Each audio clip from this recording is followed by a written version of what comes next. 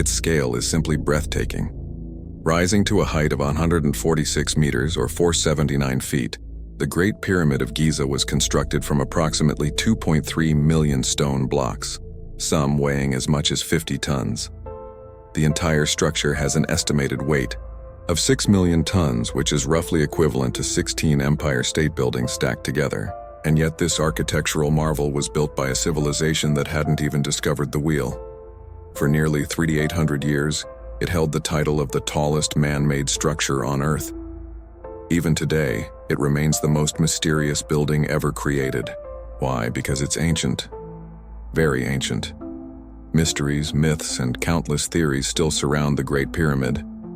Much of what we understand comes from a few deciphered inscriptions, unlocked almost by chance. If luck hadn't played its part, our knowledge would be far more limited and the fantasies far wilder. This is the Pyramid of Khufu, also known as the Pyramid of Cheops. It was constructed with astonishing precision. For example, if you divide the perimeter of its base by twice its height, you get a number remarkably close to pi, accurate to the nearest thousandth. Try it yourself. The result is too precise to be coincidence.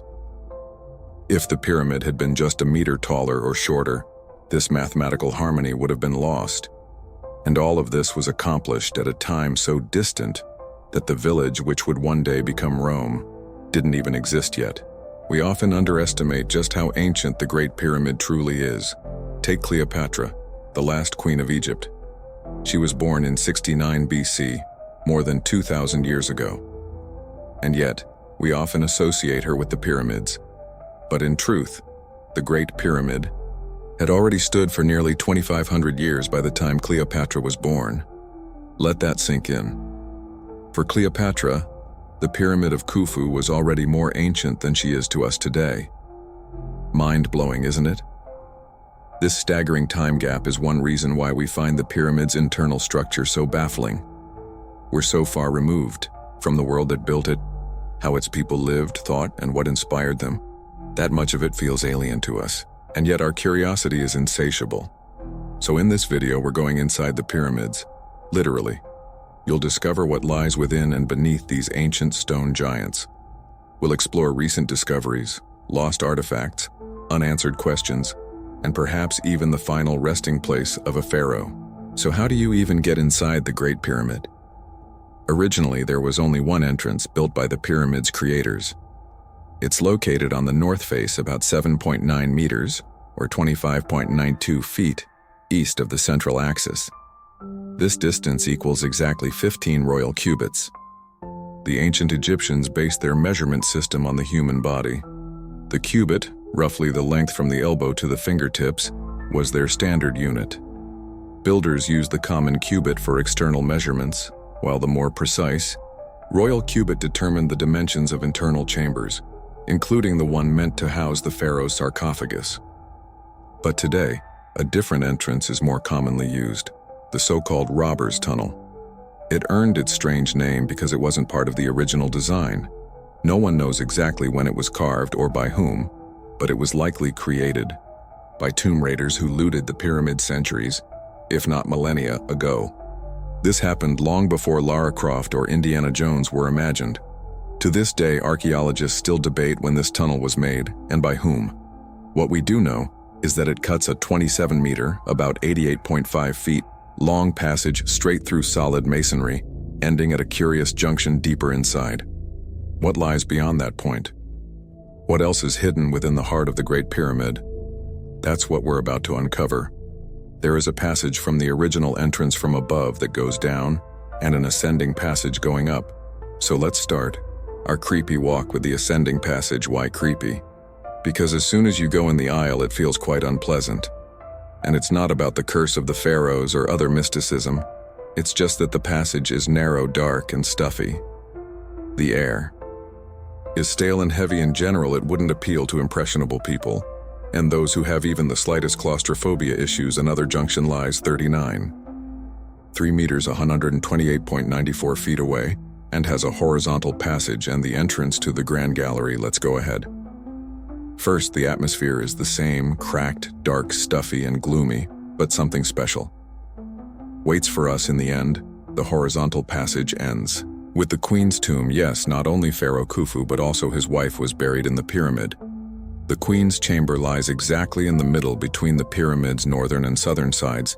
Its dimensions are 10 cubits or 2 meters 17.06 feet from north to south, and 11 cubits or 5.8 meters 19.03 feet from east to west, has a gable roof.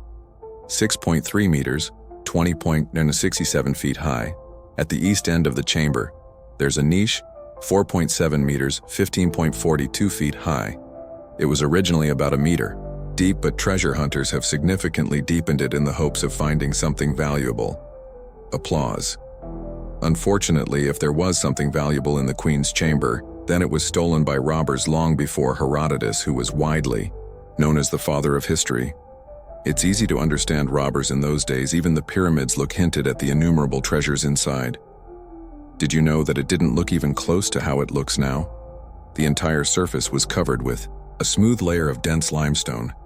In some spots you could still see its remains, and at the very top of each pyramid, there was a pyramidia, a large pyramid-shaped stone, possibly covered with gold if there was gilding. Then the pyramidion shone brightly in the sun's rays, crowning the snow-white pyramid and spreading the light of Pharaoh's greatness for tens of kilometers around. This splendor, even in our time, would have dazzled anyone with its magnificence and grandeur. No wonder it attracted the ancients so much. Let's return to the junction and go up the ascending passage again in a few meters. It connects to the Grand Gallery. Here you can finally feel lighter and breathe comfortably. Although the passage becomes slightly wider, it already has an impressive height of 6 meters 28.22 feet in the Grand Gallery. We'll have to go 46.68 meters 153.15 feet up the slope. Walking all this distance and looking up, you can see the strangely shaped walls in the corridor. They seem to be tilted inward so that at the ceiling, the Grand Gallery is only 1 meter wide. In fact, this didn't come from lack of consideration, but on the contrary, the utmost care during construction.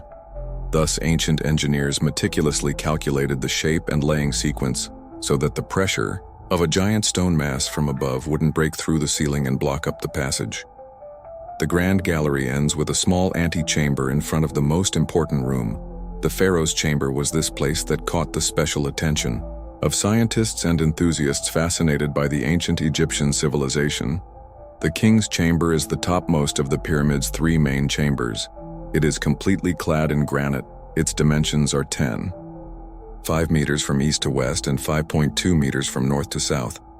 The ceiling is flat, the chamber about 5.8 meters high, and is formed by 9 stone slabs weighing in total about 400 tons. The walls are made up of 5 rows of granite blocks. There are no inscriptions, which is typical for the burial chambers of the 4th dynasty. The stones are matched with high precision. Facing surfaces are cleaned with varying degrees of thoroughness. The back sides of the blocks were only roughly hewed. As was common with Egyptian hearthstone facade blocks, it was probably done to save effort and time. The only object in the king's chamber is a sarcophagus made from a single, hollowed-out granite block. When it was rediscovered in the early Middle Ages, it was already broken and empty. All of its contents have been looted long ago, if there was any content at all.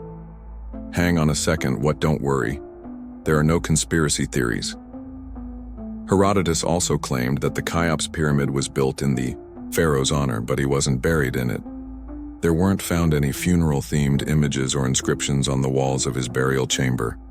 And in those days, making such inscriptions in a room where no one was buried was considered great blasphemy. Many modern scientists follow this theory, believing that there are still rooms in the Great Pyramid that haven't been discovered, and the pharaoh's body may rest in one of them, and along with it, the priceless artifacts of an unimaginably ancient and amazing civilization. And by the way, the latest research indicates that all this may turn out to be not far from reality. After all, later in this video, you'll find out what we are talking about, despite slight frustration that naturally comes from seeing the gaping emptiness of the sarcophagus. Very few people remain disappointed when they get into the pharaoh's tomb.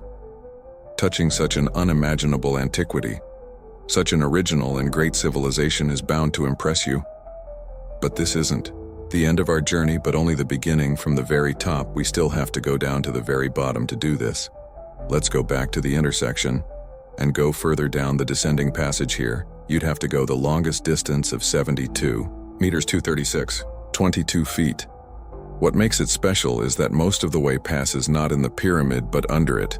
The passage is carved into the limestone that served as the natural foundation for the Great Pyramid.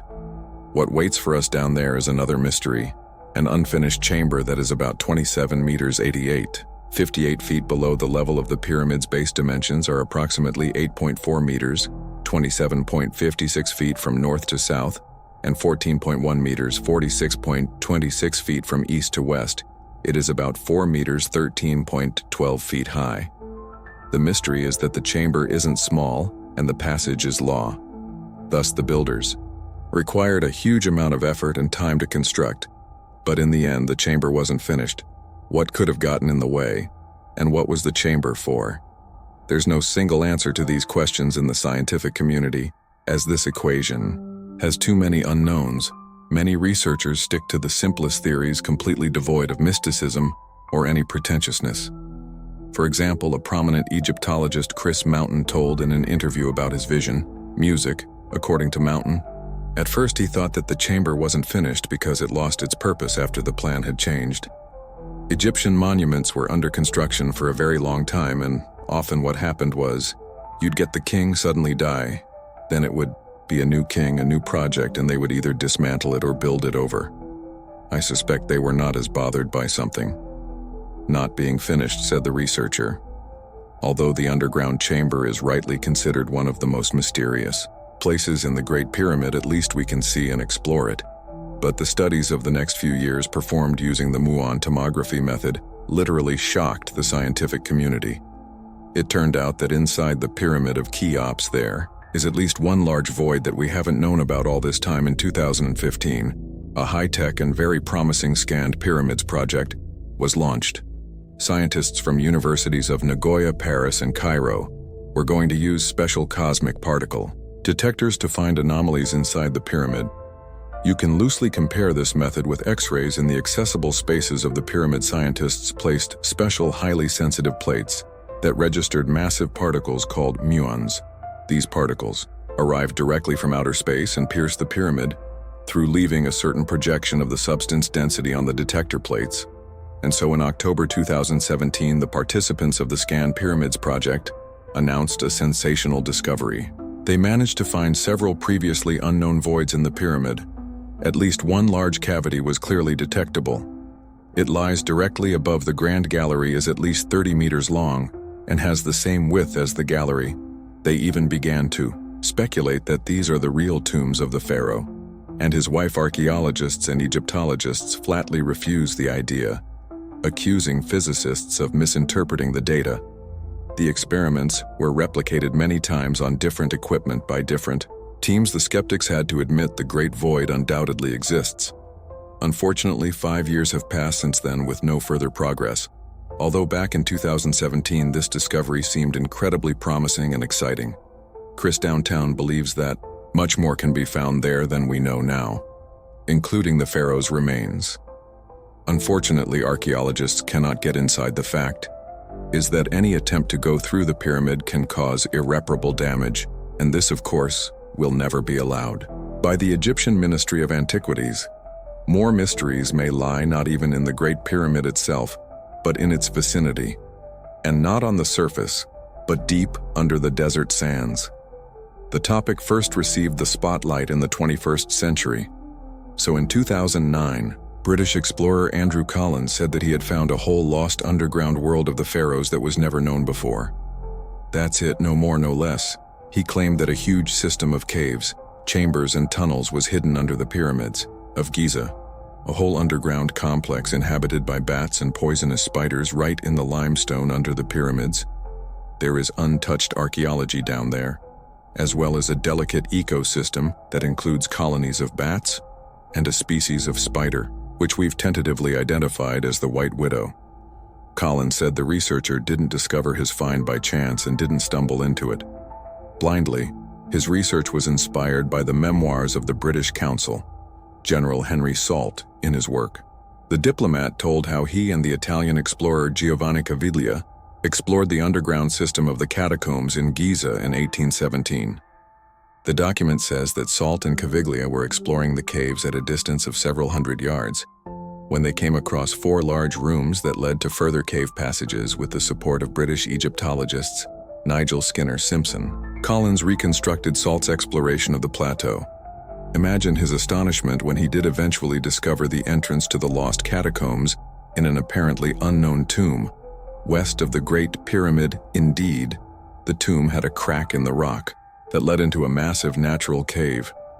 We explored the caves before the air became too thin to continue.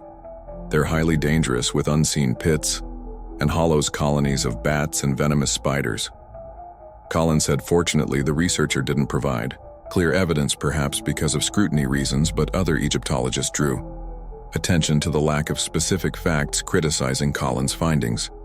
Collins suggested that natural caves, which are tens of thousands, if not hundreds of thousands of years old, could have inspired ancient Egyptians not only to develop the pyramids but also their very belief in the underworld. Indeed, Giza was known in antiquity as Rostau, which means mouth of the passages, and it is believed that these passages led to the mysterious space underneath foreign lie, a reference to the entrance to a subterranean cave world, one long rumored to exist beneath the plateau. Collins told Discovery News quite expectedly. Collins' statement caused a slight stir skepticism and even indignation in the Egyptological community. Zahi Hawass, head of Egypt's High Council of Antiquities, flatly denied the discovery. There are no new discoveries to be made at Giza. We know everything about the plateau, he said, but Collins noted that after extensive research he found no modern mention of caves to the best of our knowledge. Nothing has ever been written or recorded about these caves since Salt's explorations. If House does have any report related to these caves, we have yet to see it.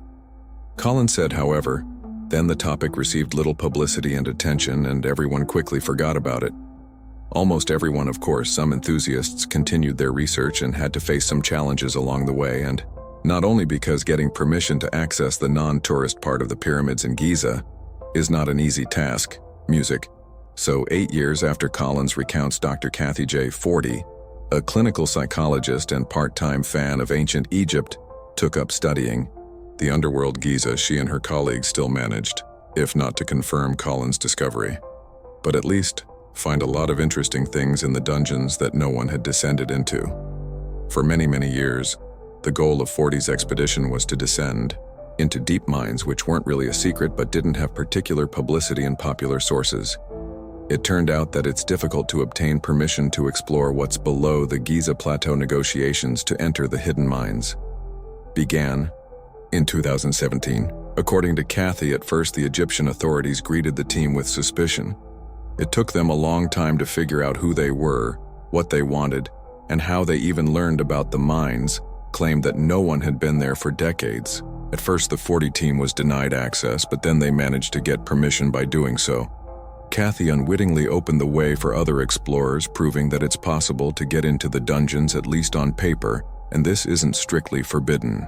40 tells how at 4:30 in the morning, she, along with her partner and a Giza Plateau inspector, wandered through the desert sands to the mine entrance with some flashlights.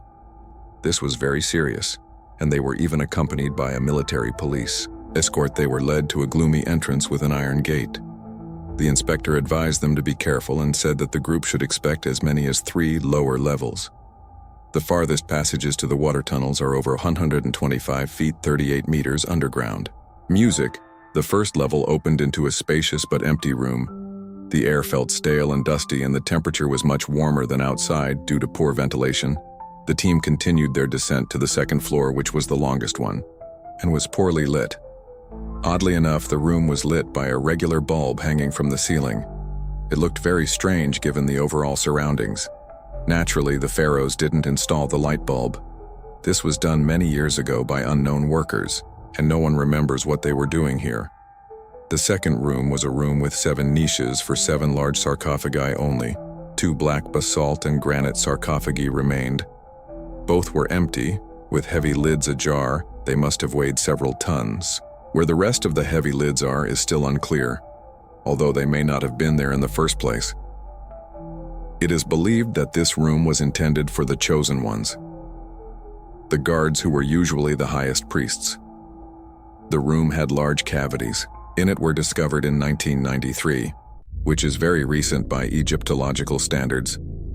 Iris mine itself was first discovered even earlier in 1933 to 1934 by Thefamus Egyptologist Dr. Salim Hassan, claimed that the tomb dates back to the site period. This is the 26th dynasty, which was around 600 BC, and he called it the most unusual examples of this type of tomb. Others dispute this day and believe that it goes back to even earlier times at that time. Large-scale research involving expeditions from several countries was conducted in Giza. Some of the described finds make us reconsider many ideas about what's under the pyramids. In 1935, absolutely incredible stories followed a 10-year project of excavation and clearing the passageways. An article, published in the same year by Hamilton M. Wright, described vast man-made spaces beneath Giza. The article said, "We've discovered a subway used by the ancient Egyptians of 5,000 years ago. It passes beneath the causeway, leading between the second pyramid and the Sphinx. It provides a means of passing under the causeway from the Cheops Pyramid to the Pyramid of Khephren from this subway. We have unearthed a series of shafts leading down more than 125 feet, with roomy courts and side chambers like many other discoveries. Egyptian authorities deny this information despite the pressing evidence." Music. Let's go back to Kathy Forty's expedition The Last Frontier, which she and her partner passed led them to the last mine, and here it became difficult to pass since the mine was flooded. Yes, there was plenty of water in the Egyptian desert right under the pyramid, and it has been here for a very long time. At least it's known that in 1934, the third chamber was already underwater. Dr. Salim Hassan tried to clean the chamber, but after 4 years of trying to pump it out, the water level hadn't come down, meaning that the source of water here is constant. Local authorities didn't provide any explanations. It's difficult to suspect the Nile River, as its very far away group took water samples and the test results turned out to be quite interesting. The team ordered a series of tests from a certified water analyzing lab in California. Consultant chemists were also brought in to interpret the test results. Biggest surprise for the 40 group was the water salinity. It turned out to be much higher than in the Nile River, but also significantly lower than in the Mediterranean Sea, where the Nile flows. One might wonder how. So the hypothesis that salts got into the water directly from the substance of the tunnel walls was disproven right away, as the rock composition was different. So where did this salty water come from? The researchers began to analyze the location of the nearest water bodies, but still came to the most obvious conclusion. The only known lake with salt water in Egypt is Lake Karun, which lies 20 kilometers southwest of the Great Pyramids. In prehistoric times, it was a freshwater lake with an estimated area between 490 and 656 miles, but lake's surface lies 43 meters below sea level and covers an area of about 202 square kilometers. We don't know exactly when the lake so radically changed its salinity and why this happened. So here's another tidbit. There is also a complex of pyramids in Khawara near the lake. Even in ancient Greek texts there were references to an underground complex in Khawara that was called the Labyrinth and had about 12 large halls. Herodotus himself wrote that the labyrinths of Khawara and the Giza Plateau are connected by underground tunnels. This could well explain the origin of the salt water in the Osiris mine at Giza, and there is even evidence that the mines near Giza go farther than the known chambers. Dr. Kathy Forty's expedition discovered an entrance at the lower level, presumably leading to other tunnels. The research reports from the 30s contain the same information, but this unfortunately is, as far as the answers go, ocean authorities are extremely reluctant to give access to such mysterious places. The reasons are incomprehensible and can be anything from mystical and religious to purely utilitarian and political. There is an opinion that the Egyptian authorities have a good reason not to open this Pandora's box, where people may find something that will undermine established ideas about the history of Egyptian culture, and people don't need to know about it. But if and when the restrictions are lifted and the many kilometers of the ancient underground subway network are actually discovered, then one could only envy the Egyptologists of the future. They will be literally swamped with a tsunami of new, absolutely mind-blowing discoveries.